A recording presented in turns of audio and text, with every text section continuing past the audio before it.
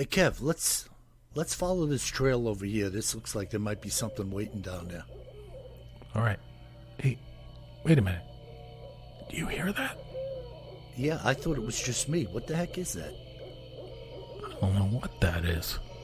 Whoa, do you smell that too? That's unbelievable. Hey, look. What the? Hey, look, those branches are moving over there. What the heck is that? Holy cow, is that what I think it is? Look at that thing. Oh my God. It's a freaking Sasquatch.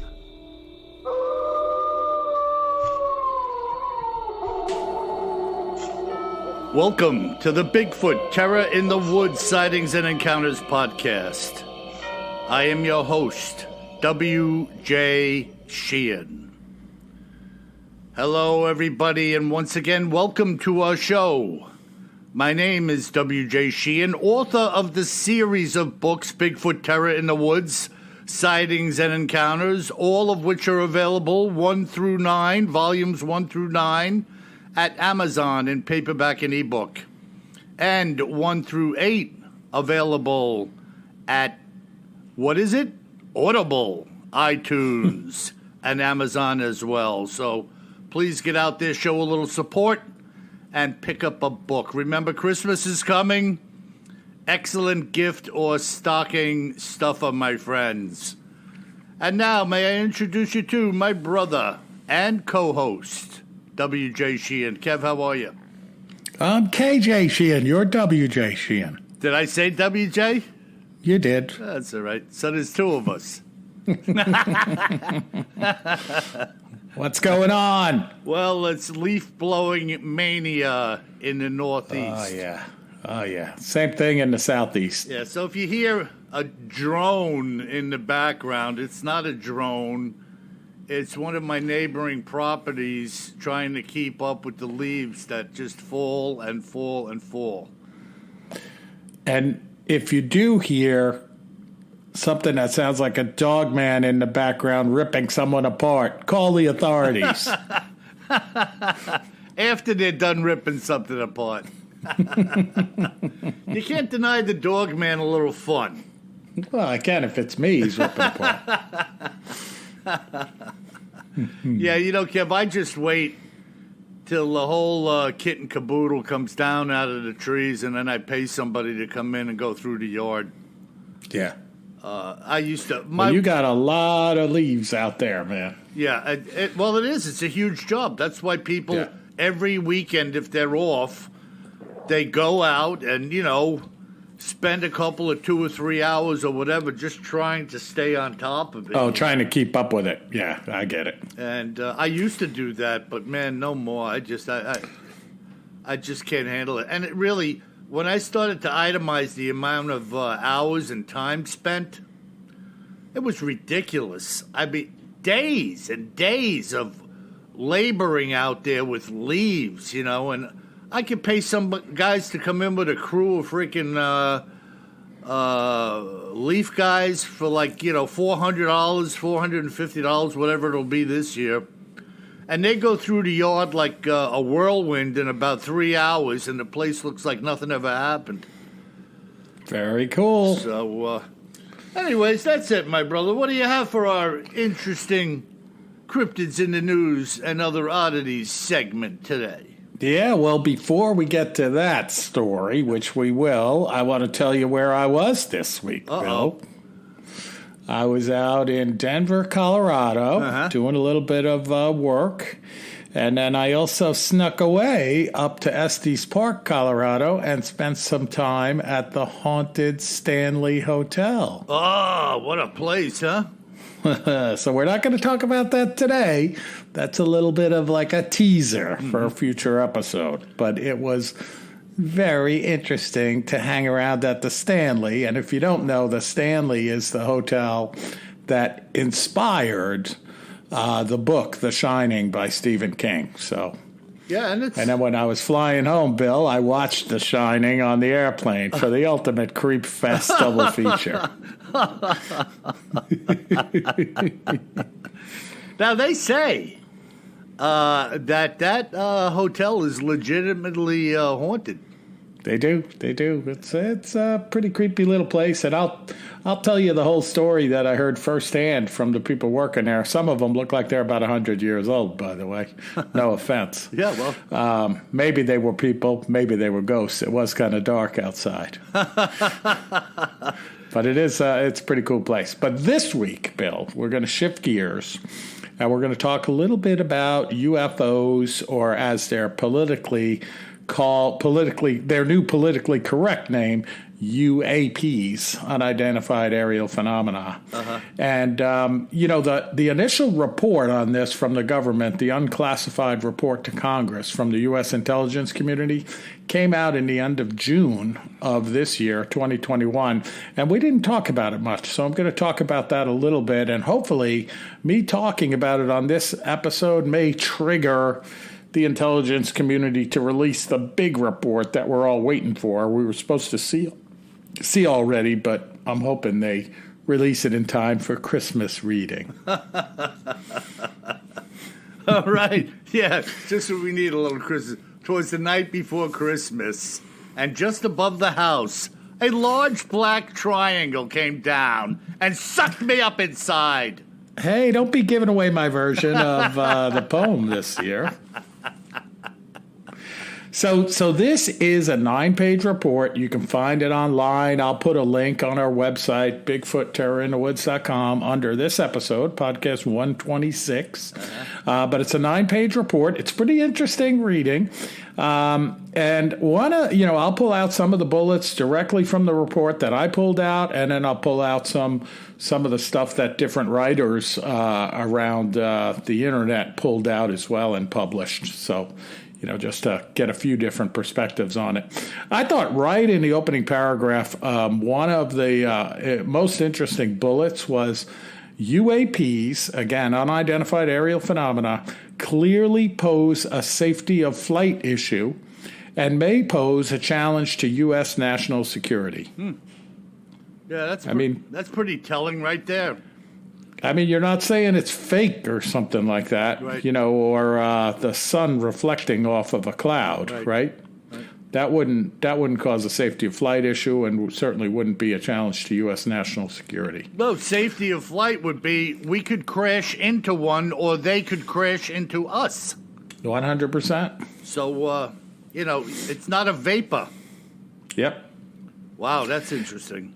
And then, they publish, after the analysis of the data, it supports the idea that these different UAP incidents fall into several different categories, okay, which makes perfect sense.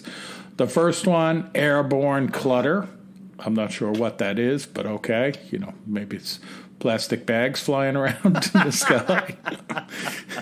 Natural atmospheric phenomena, perhaps like the lunar eclipse that we saw earlier this week. I know you were out. Telling me, Bill, you were out in the middle of the night or early in the morning taking a peek at the lunar eclipse. Yeah, it was fantastic. And by the way, Kev, there are a lot of, and I'm not disparaging the UFO reports in any way, shape, or form, but there are a lot of very unusual cloud formations.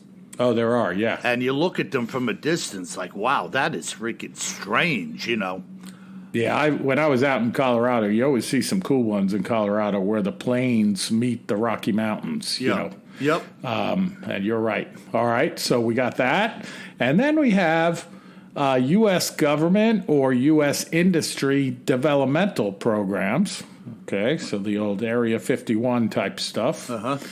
Foreign adversary systems. Mm-hmm. Dun, dun, dun. Yeah. And perhaps the most interesting category of all, the catch-all other bin. So I hope we're gonna get to see some more in the next report of things from the other bin. Yeah. So, but it is good that they do acknowledge that. Yeah, some of it's this, some of it's this, and then some of it, flat out, we don't know what it is. Right. Or at least we're not going to say what it is right now. Yeah. Well, that's the trick. the people who see these things and some of the reports, folks, by the way, my UFO book is hopefully soon to get out there. You got to get a copy of this and read through these accounts. It's going to have over 50 accounts in it. Very strange indeed. International accounts, many from the European continent, and of course around the States. And to me, if you're interested in the UFO, it's a must read. Go ahead, Kev. I didn't mean to. And a great gift. And a great gift. If you want to buy me one, I'll give you my P.O. box. All right, and interestingly enough, they also say in a major bullet that after carefully considering all of the information they have, that they're going to that they concluded that the reports that involved UAP that was witnessed firsthand by military aviators and that were collected from their avionics systems were considered to be reliable. Mm-hmm. Yeah. So, if we're paying you to fly an F-18 and you're a senior officer of the squadron and you and your wing person see what you're talking about and then all the sensors on your aircraft document it as well, as of course we saw in the 2004 Tic Tac incident, you know what? We probably, it seems credible. Yeah. Jeez. Isn't it? Jeez. Otherwise, we might as well trash the whole system and get rid of all our pilots. I mean, we are talking about the same people that brought you to the Department of Motor Vehicle, right? So. Touche, brother. So get this. This was a little bit of a surprise, kind of obvious, but maybe not so obvious. They put in a report that no standardized reporting mechanism existed until the Navy established one in March 2019. And then the Air Force subsequently adopted that mechanism in November 2020. Isn't that something, right? Yeah. Like you'd think they'd have some way to report this. So you talk about the fact that people feel like pressure on their careers and stuff like that if they report this type of phenomenon. Well, there's not even a means to report it. Right. Well, that is part of the stimulus, if you will, to say nothing. Exactly. And, we get that where I work in a hospital setting. The people think like they walk around like they're automatons. Everybody's got to be this perfectly cooperative human being, never making any waves, no bullying. This terminology today is just disturbing. Not walking around like a black-eyed children. Yeah, well, actually, they are. Everything's like, hi, how are you today? I'm fine. And you? I'm fine as well. Who talks like that? Who acts like that? Nobody acts like that. Can I borrow your telephone? Yeah. I'm more like Don Rickles. Remember Don Rickles, Kev? Oh, wait a minute. All right, let's move on to the next bullet before we get in trouble. So there were 144 reports that originated from U.S. government sources, and they say 80 of these credible reports involved observation with multiple sensors, and this is between 2004 and 2021. That's a lot of reports, Bill. Yeah.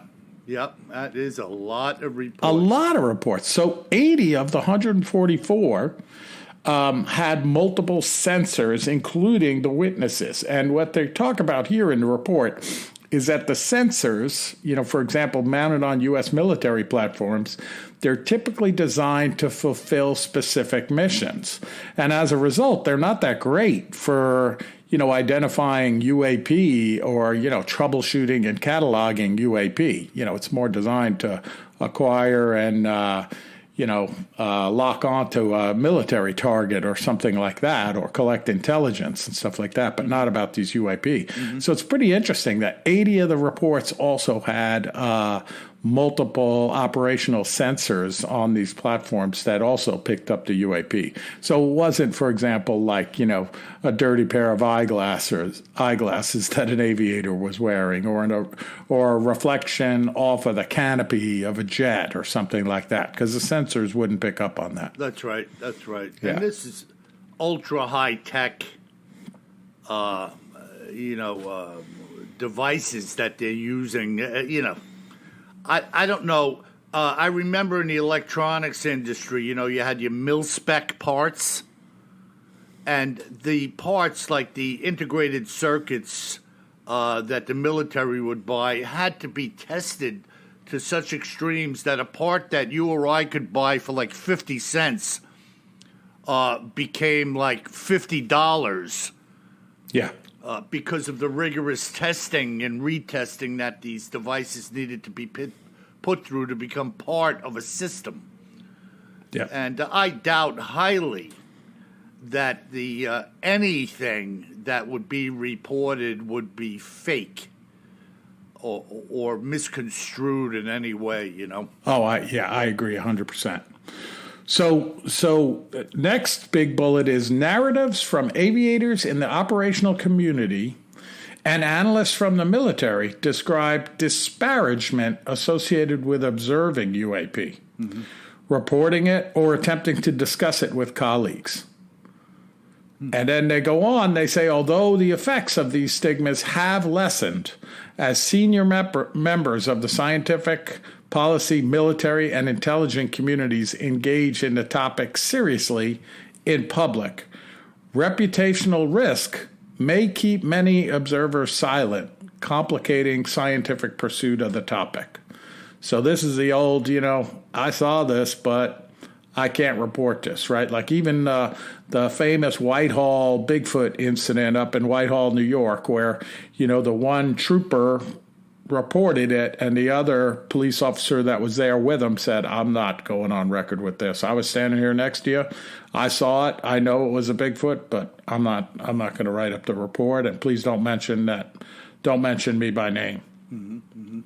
Right? Because they're afraid people are going to think they're crazy, even in the military, and the U.S. government. Yeah, it is nuts. And all of a sudden they could pull the rug out from under you, and you won't be flying anymore. You'd be designated to a desk detail. Yeah, well, you may miss your next promotion or whatever it is, right? Your next command. Right. Who knows? It's crazy. Yeah, no, it is crazy, and it's really a shame that it has to get to this point, but it is what it is, and we all know what it is. Yep. So, and this next one's pretty interesting as well. Again, not going to be shocking to you, but interesting that, it's mentioned as one of the major bullets in the report. In 18 incidents described in 21 reports, observers reported unusual UAP movement patterns or flight characteristics, right? So this is where some of them, remained stationary, even though the wind was blowing, 130 miles an hour aloft. Some moved abruptly. Some moved at speed that wasn't possible by anything we know today. Some moved with speed, from a stop to another place without any visible or discernible means of propulsion, too. And then they specifically mentioned that in a small number of cases, military aircraft systems processed radio frequency or RF energy associated with the UAP sightings. Yeah, that's really interesting. Right. And, there's a lot of theories out there as to what propel these things. Anti-gravity, electromagnetism in conjunction with gravity. It's a weird thing, but there are guys out there who are experimenting. And God knows what the military's doing trying to figure it out. There are private citizens with good brains experimenting with these things. And they've come up with some really unique ideas as to how this thing may work, Agree 100%. I mean, it's pretty cool. I know I'm citing things from a government report, but I'll put the whole report up there. It's 6 or 7 pages long, bigfootterrorinthewoods.gov. .gov.com. Yeah. And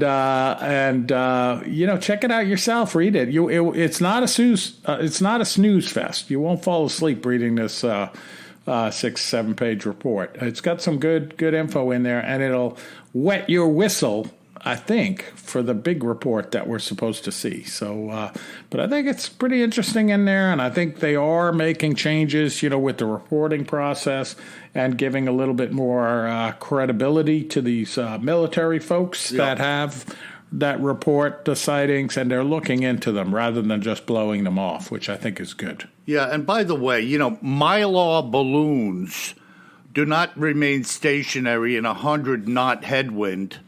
Right. Nor do they make right angles and speed up in flight. So I'm a little tired of hearing some of this rubbish also that gets thrown out there. No pun intended about the rubbish being thrown out. Yeah. What was that one category? Airborne clutter. That's what that is, Bill. Airborne clutter.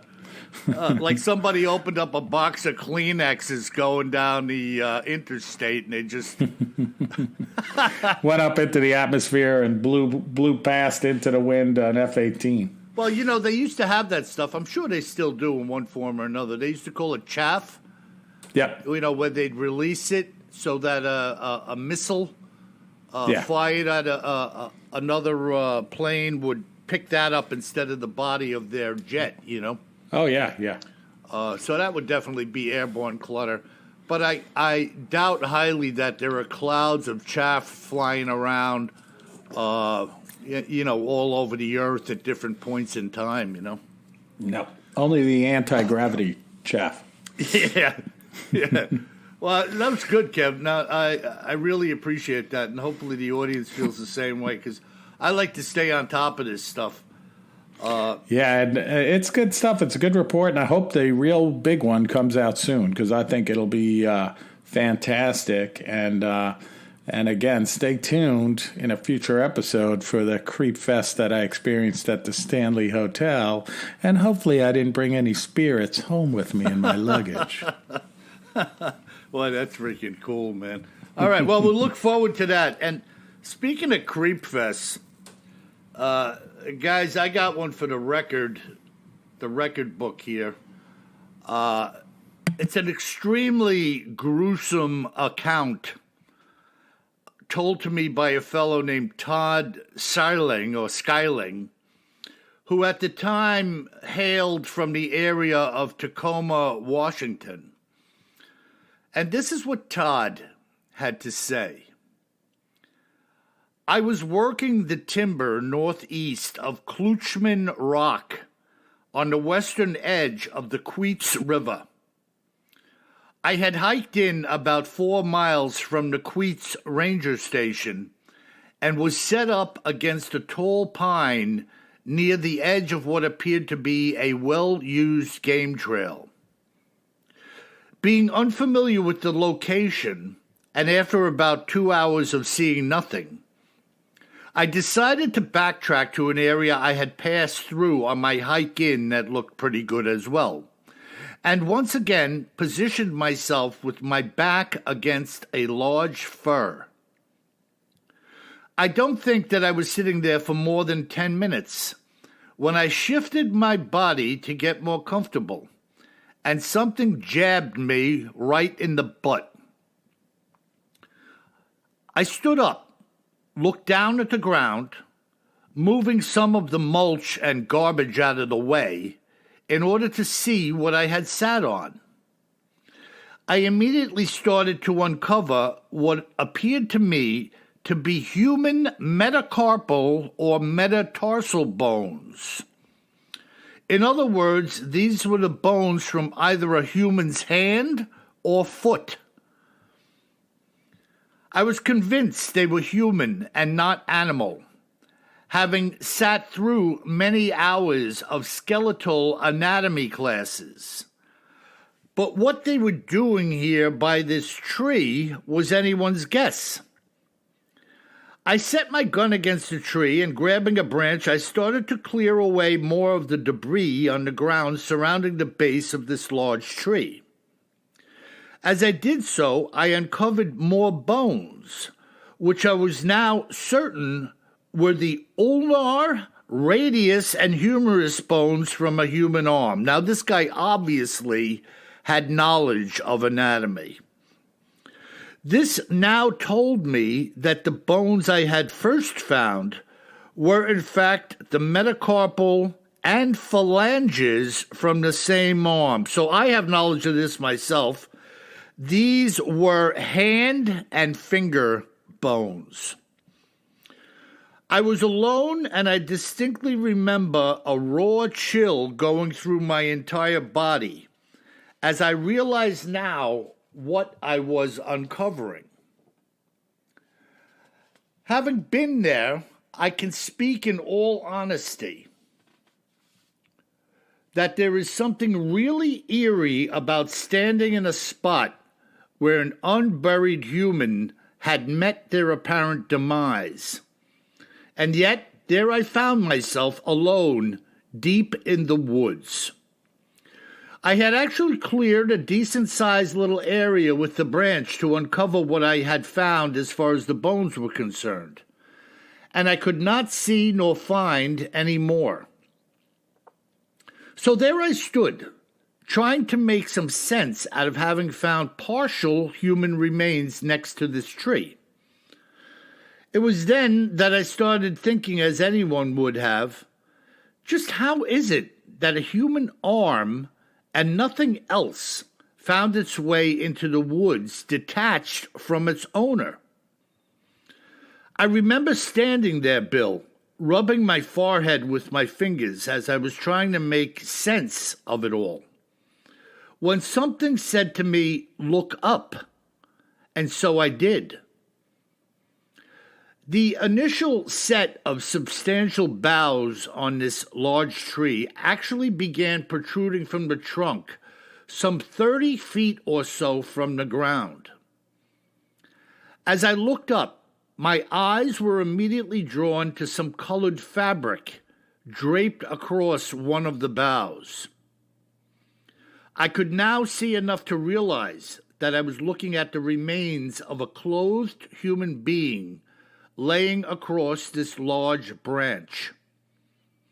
It was directly above where I had found the bones of the hand and arm. I immediately took note of the fact that there was no tree stand or climbing apparatus attached to the trunk, nor were there smaller limbs that a man or anything else could have supported themselves on to climb this tree to that height. This person had either shimmied up the tree and died, or something else had done the same, carrying it up there. There was no backpack, no weapon of any sort visible on the ground surrounding the tree.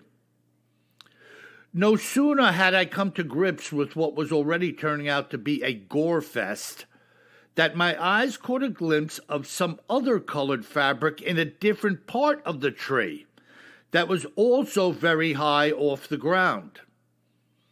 I walked around the base to better position myself in order to see whatever it was more clearly. I realized that not only was I seeing the remains of yet another human being, but there was also what appeared to be the carcass of a deer or elk some 10 feet away from it, also laying across some boughs. It was at that precise moment in time that I was suddenly keenly aware, deep inside of my innermost being, that I was now being watched. There's no other way of my explaining it to you. I felt as though whoever or whatever had done this terrible deed was now aware that I knew it too, and it or they were not happy about it. What a freaking predicament. I had a long hike out, and although I hadn't planned to leave at this part of the day before I had come upon all of this grisly stuff, I knew that I had to leave and leave now. That's the way I felt at that moment in time. I suddenly felt as though I was now in imminent danger by remaining here or there, quite possibly on my way out as well.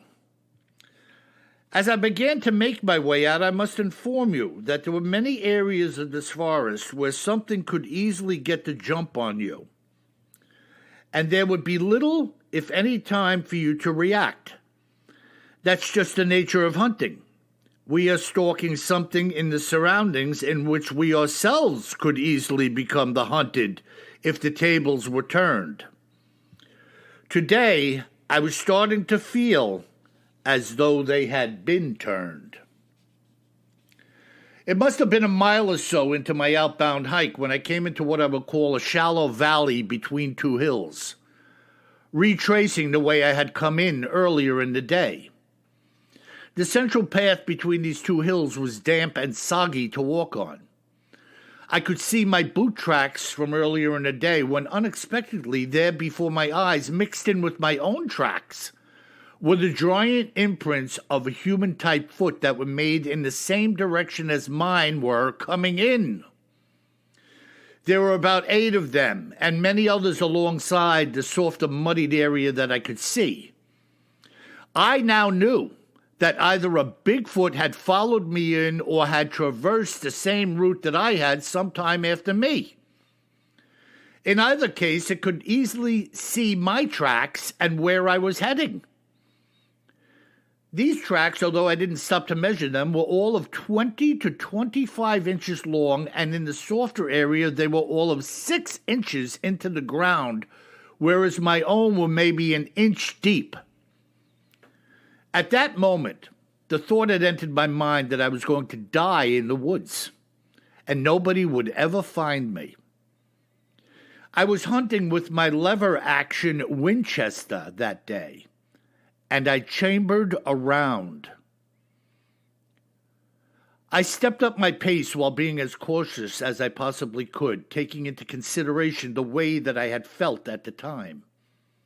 When I found myself passing through a really dense grouping of trees, I was only about 30 yards, if that, into this grouping when I heard a loud snap, followed by a deep growl to my right. What happened next was the result of a knee-jerk reaction based entirely on a building fear within me. I turned with my rifle and emptied it in a fan pattern, quickly ratcheting off every round. I distinctly remember salvo number 4 because no sooner had I squeezed it off than a scream of demonic proportions erupted from the trees. I thought I had shot the devil himself, and the screaming didn't stop. I quickly loaded the gun and repeated the same spray pattern I had just done, firing off 6 more rounds, and started to run faster than I had ever run in my life. I was running and shoving more rounds into the breach as best as I could. The last thing I wanted to do was turn an ankle or worse, and I could hear this thing wailing behind me, having evidently been shot by round number 4. I covered the last 3 miles out to the ranger station, faster than I would have believed I could ever run in my lifetime. When I reached the station, the ranger asked me if that was me firing a little while ago up to the north, to which I lied and said no, but that I had heard the shots also. I don't know why, but I didn't want to get into the whole Bigfoot thing and have to explain to him what happened. I did, however, tell him about what I found in the tree, and he was all ears. Well, the next day, I led a group of 10 lawmen on foot back to the location, and everyone was as shocked as I was when I first found the bodies. I told the men I didn't really want to be there anymore, and 2 of them brought me back out. There was some of the usual questioning, as you can imagine, but I think it was obvious to everyone that I didn't kill these people and put them up in a tree either. I'm sure that I shot a Bigfoot that day, but I have no tangible proof other than what I just told you up to this point in time. Who these unfortunate people were, I have no idea. And neither did I follow up at all with law enforcement to ask any further questions regarding this whole grisly matter. But I will end with saying this much. No cougar or any other animal is capable of scaling a bare tree trunk to such heights, carrying a human body out onto a limb. And on top of that, coming back to the same tree several times over and over again. This act, in my opinion, had been performed by the Bigfoot and nothing else. What do you think of that, Kev? Whoa. Pretty serious stuff. I mean, but it's in the hotbed out there. Washington State. Yeah, Kluchman's Rock and the Queets River area. I haven't been there. I got to look it up on the map and see where that is. Yeah, well, you go over there, bro. Make sure you always carry more gun. Well, speaking of carrying more gun, Bill, but with all due respect to the hunters out there, like this hunter with his lever-action Winchester, I think if you're hunting around in the Pacific Northwest, western side of Canada, you can bring your hunting weapon. But I think you need like a Stag AR-15, with a 40-shot clip of 5.56 ammo, and maybe even some laser sighting. I would carry that. They're small enough, they're light enough. I'd throw that over your shoulder, on the other shoulder from the rifle, just in case you run into a little Bigfoot and you got to throw 40 shots from a single clip at him. Of course, you can have more than one clip, too. I'm just saying, Bill. Yeah, hey, listen, I'm not opposed to laying a banana on a monkey. So you like bananas, huh?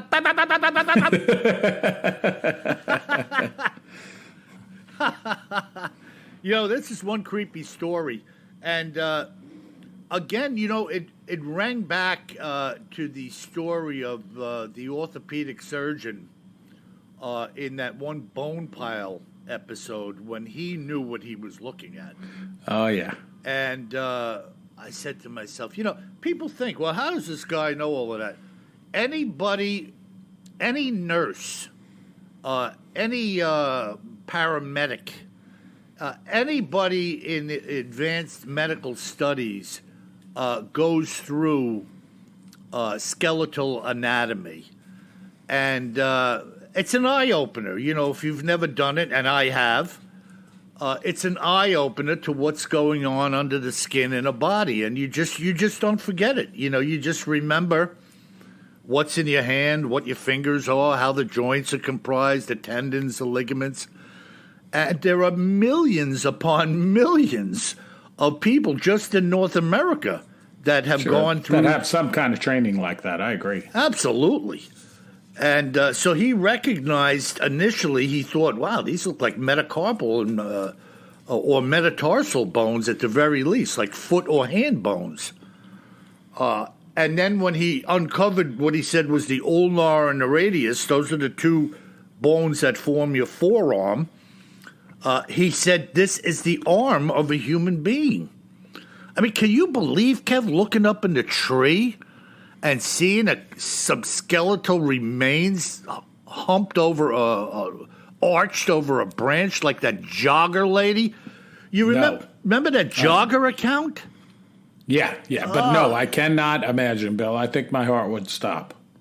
How can you stand there? I mean, I don't know if I wouldn't start trembling or something or freaking out. No, you'd hear the sound from the cartoons, like when somebody starts running. Bing, ding, ding, ding, ding, ding, ding, ding. Yeah, that weird drum would start beating. I don't even know what that was. I'd love to have that drum. Yeah. I could use it on the podcast. That's it. You did it better than me. We'll look for that sound. We'll look for that sound effect. Yeah. I love sound effects. So how about this guy just like freaking out and firing a spray pad and ratcheting off every shot? I mean, I can't blame him. I might be inclined to do the same thing. Just shoot blindly and try to scare whatever you're hearing off. I think that's because he had that lever action Winchester. You know, you get the laser dot on the hairy man that's threatening your life. And click, click, click with your Stag AR-15. Yeah, you'd be like Predator, you know, where you hit it. Yeah, it'd be like at the arcade game. Yeah. Now I've got you. Beep. Oh my goodness. Yeah, so that's the that is the account for today, man, and what a freaking showstopper that is. It's a good one, Bill. And by the way, folks, before the letters start coming in, I am not an advocate of going out and hunting Bigfoot. I'm talking about when you see the person torn apart up in the tree and then that predator starts coming at you. Right. That's what I'm talking about. We're talking self-defense. Self-defense, 100%. Yeah. Because let me tell you something. If that thing comes at you and it continues to come at you and you don't do something, I think you're in for a bad ending. I love the outdoors and trees as much as anyone else, but that doesn't mean I want to be outdoors, torn apart, and thrown up in a tree. There's a fine line or two there. Yeah, Bill. well, you know, I mean, with good reason, you know. If somebody tears you up and throws you in a tree, chances are you're not walking home. No. Oh, my goodness, man. Hey, by the way, folks, you know, if you've seen something, say something. And you could reach out to my brother and I through our webpage, BigfootTerrorInTheWoods.com. Hit the contact link and let us know what you've seen or remember or heard about in your family or area. And I'll get back to you. You know, I hear from a lot of people out there who are coming in contact with things, Bigfoot, UFOs, haunted houses, weird spirits in their homes. I mean, people talk to me about everything and anything. And you know why? Because they know they can. They're not afraid to talk to me because they know how I am and who I am. And by the way, who I am is really who I am. So when you're listening to my brother and I'm not hiding behind some veil like the Wizard of Oz. What you hear is what you get, and I'm not trying to be or acting in any way that I don't ordinarily act. So you need not fear. If you've seen something, you can talk to me plainly and openly, and, you know, we'll have a conversation about it. And that's the way it is, right, Kevin? That's fact. And, folks, you know, for what it's worth, I try to reel him in as far as I can to keep him from being as normal as he normally is. And speaking, all right, Bill, we got some great listener mail. That was indeed a gruesome account, by the way, and we love gruesome accounts. But our first letter comes in from Rick out in Alberta, Canada. Oh, yeah. And Alberta, you know, that's definitely a hotbed for the hairy man. We got some good video from out there as well as accounts. And he writes, hi, Bill and Kevin. Yes, Alberta does get cold here in the winter with many days in the minus 30 degrees F. So, you know, Rick's writing in because I referred to how cold it could be out there sometimes. And Rick, I've even been out there when it was minus 40, where basically at that temperature, as I recall, it doesn't matter if you're talking Celsius or Fahrenheit. It's the same. The two scales converge. But Rick goes on to write, but last summer we got to 100 degrees F for weeks in a row, making me wish the front of my house wasn't all windows like Bill mentioned. For us, that's too hot. We're not built for that kind of heat. What brings me to the thought that what does a Bigfoot do during heat waves like the ones we saw in Canada? They seem to have extra long hair. Do they shed hair like a dog or a horse in the summer? Like a winter and a summer coat? Loving the podcast. What are your thoughts? Rick. Yeah. What do you think of that, Kev? I think they just lay low, try and stay cool, you know, stay in the shady part. Like the rest of us, you know what I mean? Yeah. I mean, I have the same question about the cold. If you have grizzly bears up in your part of the woods, Rick, and they go and hibernate through the winter because they can't get enough food and because it's too cold, they hide in a cave, and slumber with extra fat on them. How does the Bigfoot get around in the wintertime? But we see sightings in the heart of the winter in these very cold places too. So I think that's more mysterious than what do they do on those really hot days. Yeah, Rick, by the way, Rick had contacted me early on, Kev, in doing our podcast. And Rick is the real deal up there, hunting, guiding. He sent me pictures of wall tent encampments out in the woods of Alberta, the track vehicles they use to get in there. I had no reason whatsoever to doubt Rick's account when I heard it from him. He had seen a Bigfoot come out of a clear cut, walk along the tree line, and then just duck back into the trees, amongst some other things that I have spoken about in the past. Very interesting character, very forthright. I took him to be very truthful and honest, just matter of fact. This is what happened. This is what I do. This is what I love. And, because of that, he had his various encounters or evidential finds of strange goings on. So, Rick, always glad to hear from you and to have you as a listener.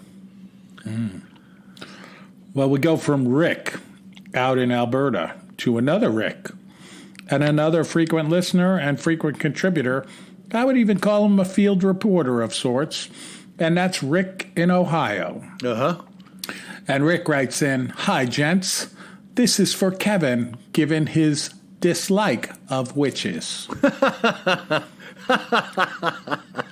And he has a listing from the news. I'm not sure where it came from in the news, but it's a ranking of 2021's best and worst cities for witches.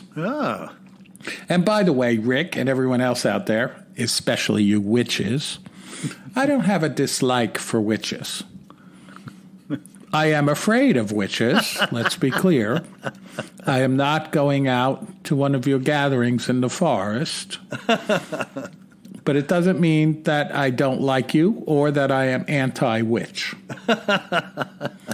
Just like I don't like going for root canals, but I'm not anti-endontist or anti-dentist.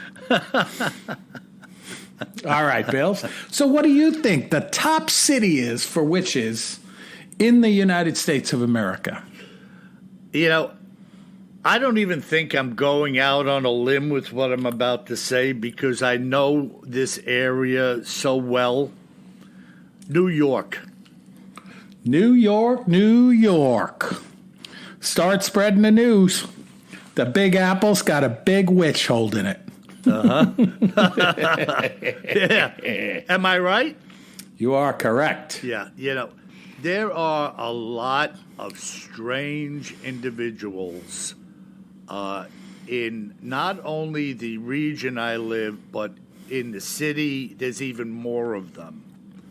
I mean, years ago, I worked with a group of guys, and I came into them kind of late. They had all been together for quite some time, and of course, I was Johnny-come-lately. And they used to have a saying, anything goes when the whistle blows. And around here, there are people that just buy into the strange. It's like they're missing something from life, and they're looking for something out on the edge. So they want to be perceived as being different than the other person next to them. That's the bottom line to me. They want to be odd. And the thing is, and I won't get too deep in this, I actually know a woman. she deliberately does everything to her body to look weird. I'm talking. Is she a witch? She says she is. And on the back of her car, my other car is a broom, bumper sticker. Does she bring a broom to work? Yeah, right. She drives a broom. Does she have a green color to her? No, but, it's funny we're talking about this subject because I hadn't seen this lady in quite some time. I'm talking years. And I saw her the other day, and she wouldn't make eye contact with me, but she knew who I was. And I, of course, recognized her. And I'll tell you this, for a young woman, relatively young, her body, her face looked twice the age. So to me, it seemed like her involvement in whatever she does, and I don't know a fraction of it, I only know what she says she is. It looked like it was really taking a toll on her. So I just throw that out there, because I'm an observer, right? I tell other people to observe.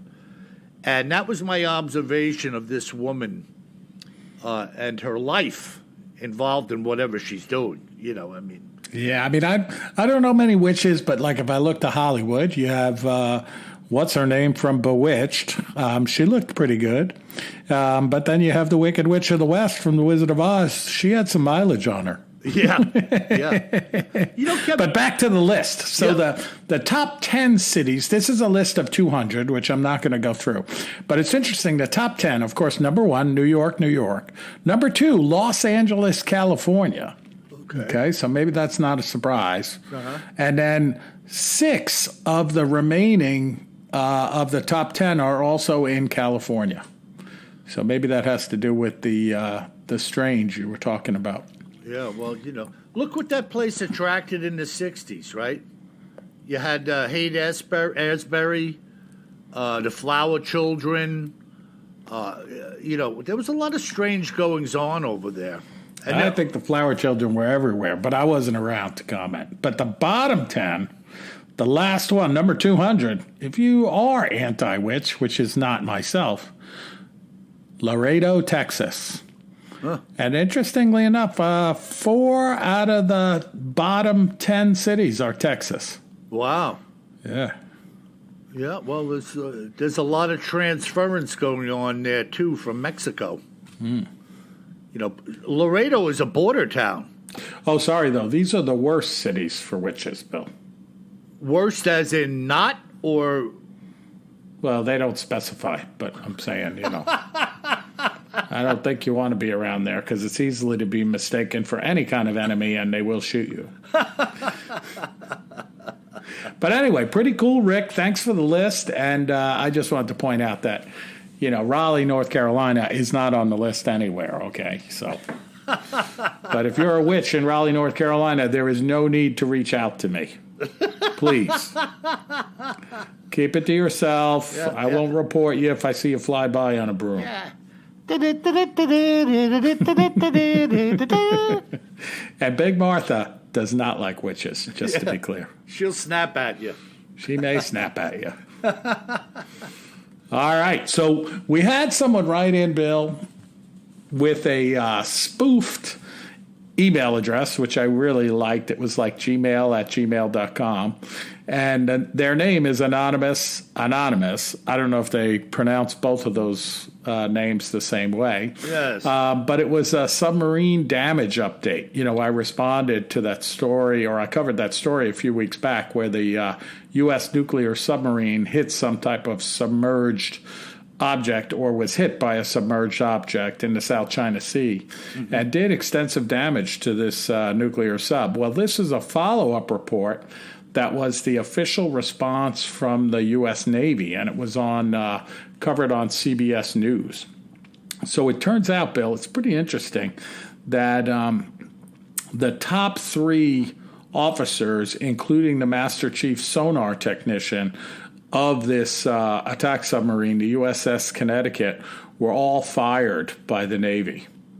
So, I hope, don't take this the wrong way, folks, but I hope that these 3 guys really were negligent.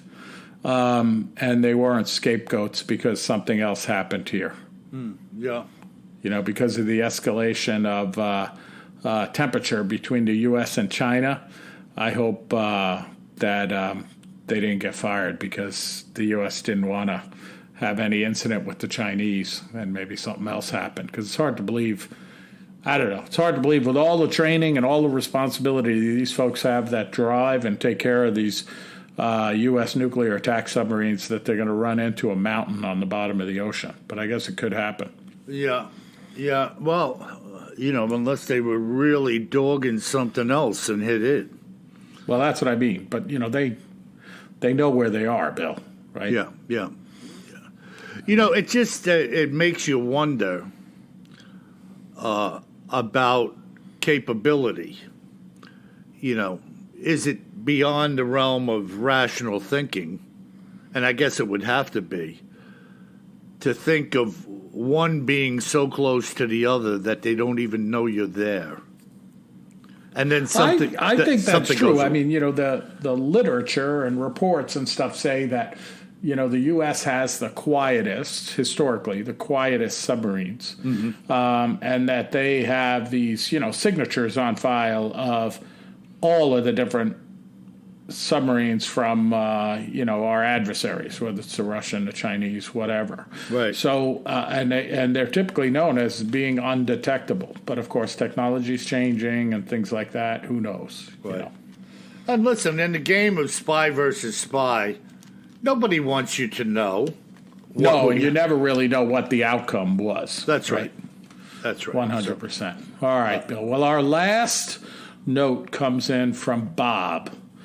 And Bob, I think he doesn't say where he's from, but it's interesting. He talks about the Twilight Zone episode where we talked about in listener mail a couple of weeks ago, where someone said there's a Bigfoot that appears on the wing in the original episode of called The Gremlin or something like that of the Twilight Zone. And you remember I talked about it like, well, I may be confused with the movie version of the Twilight Zone where there was indeed this gremlin out on the wing. Mm-hmm. So Bob shed some light on this. So he says, hi, WJ and KJ, really enjoying the podcast with all of the creepy stories, facts, and of course, the comedy, or at least I would say our attempt at comedy. As I was listening to your most recent podcast today, a hairy man was mentioned as being on the wing of an airplane on the Twilight Zone TV show. That episode was on both the movie and the series. In the series, William Shatner played the fear-filled passenger, and the creature, which was supposed to be a gremlin, really did look more like a Bigfoot. In the movie version, the gremlin looked like a reptilian type of creature, and John Lithgow played the fear-filled passenger.